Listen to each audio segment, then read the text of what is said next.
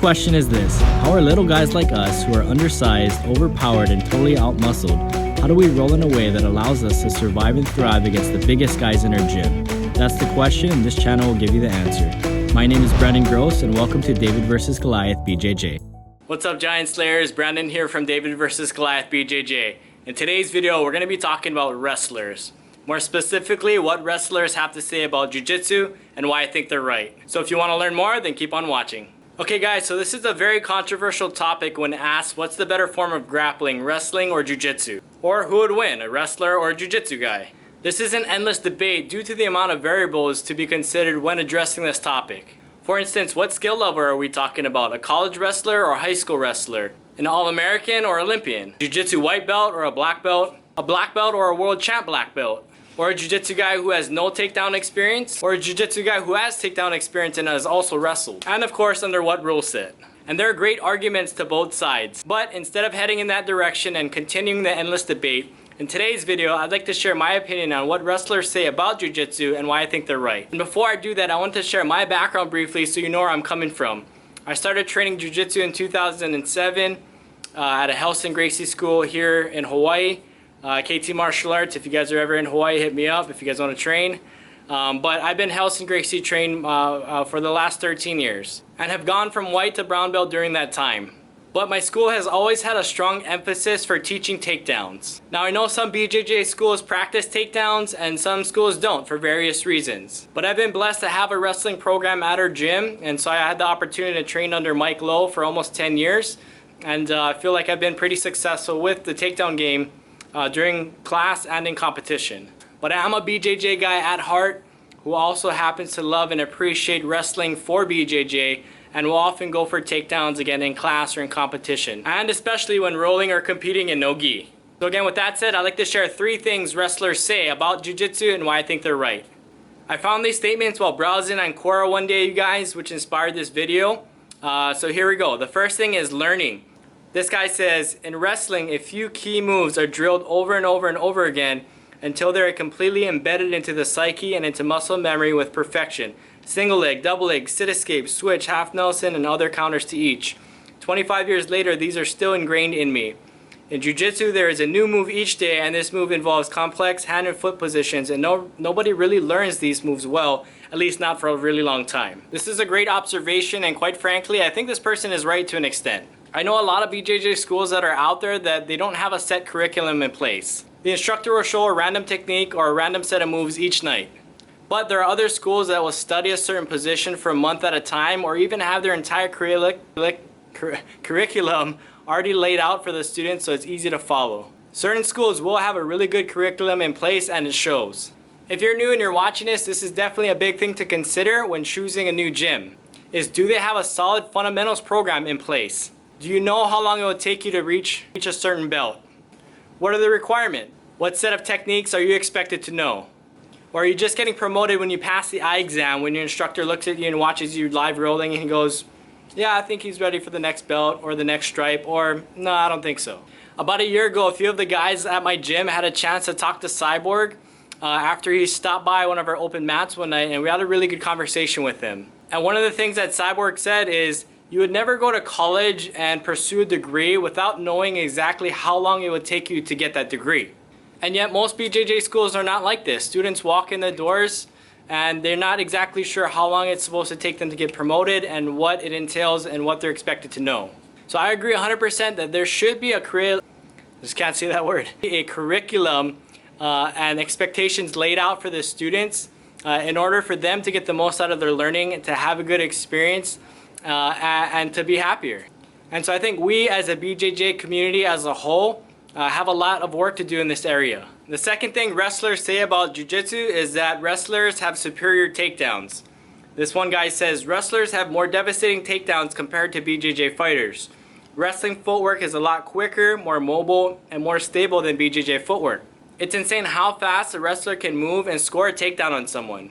In BJJ, there's little emphasis on the game with both players on their feet. The takedown techniques are not drilled, and despite the heritage from judo, no one seems to know how to execute hip or shoulder throws, much less do the footwork and balance to set these up. Again, I'd say there is some truth to this. Some BJJ schools don't teach takedowns at all. Some schools do takedowns every single night, and a lot of schools will fall somewhere in the middle.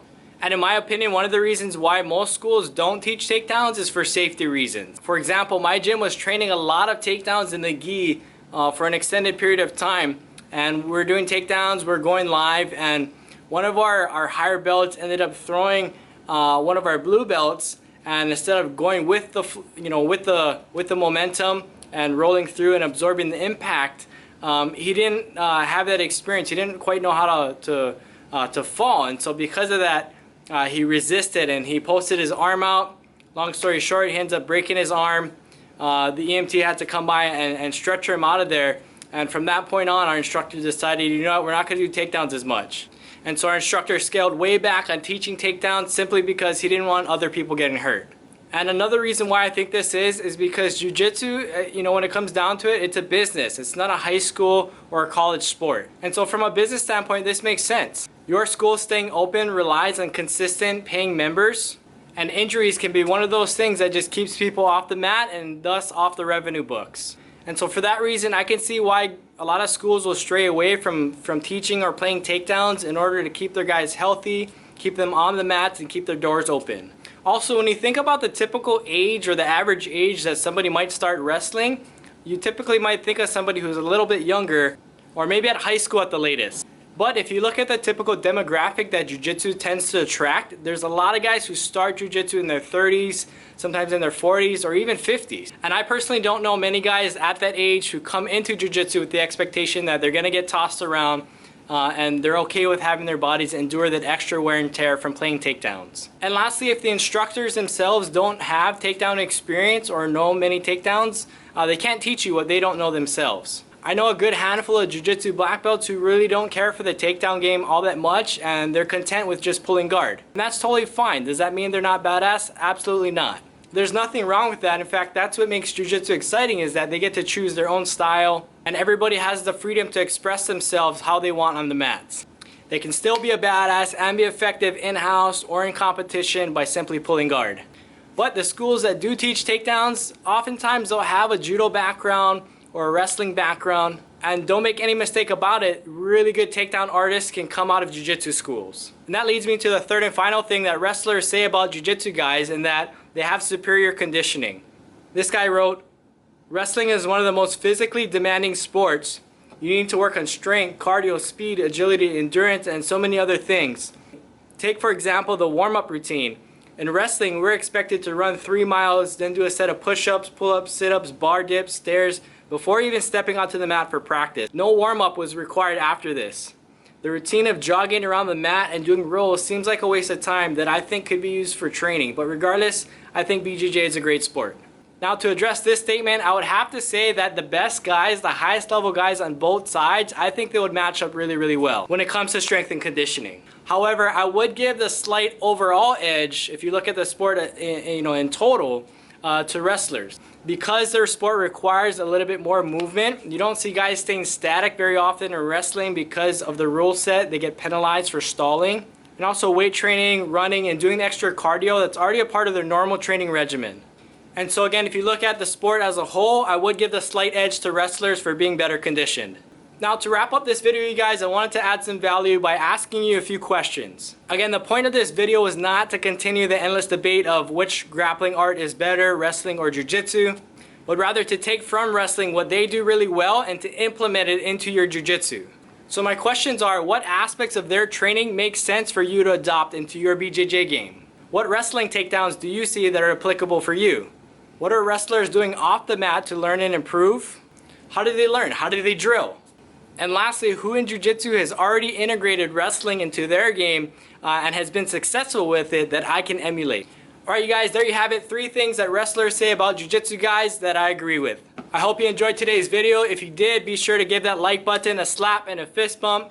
And let me know in the comments your thoughts about integrating wrestling into BJJ. And if you guys want more videos on how to survive and thrive against the biggest guys in your gym, be sure to subscribe to the channel and hit that notification bell so you stay in the loop choke and you don't miss out on weekly videos. Thanks for watching, guys, and remember, victory always tastes better when you're the underdog.